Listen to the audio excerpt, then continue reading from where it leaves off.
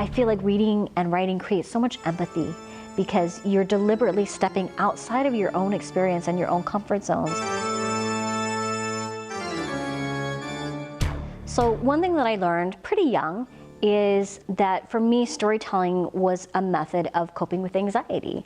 I had very high anxiety, and my anxiety manifests in kind of turning inward and criticizing myself or coming up with worst case scenarios for every aspect of my life. Picking apart that one thing I said to that one friend at school and how they're probably gonna hate me now, and this bad thing will happen, and then this bad thing will happen, and then this bad thing will happen, and it just sort of spiraled because my brain was so good at coming up with worst case scenarios.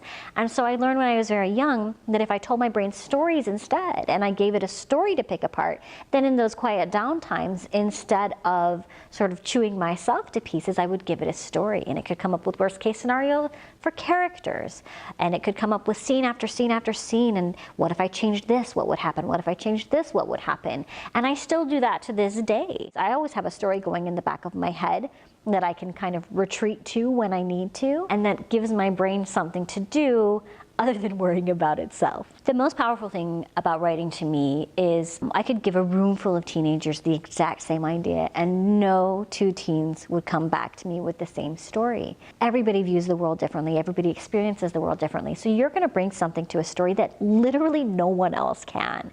And that never stops feeling overwhelmingly magical to me. I just think that's the most wondrous concept, and I love that. And I love that I can dive into a book and experience a point of view and a world that I never will, but because this writer has created it for me, I can. And that to me is really the power behind reading and writing and why it's so important and vital for our young people.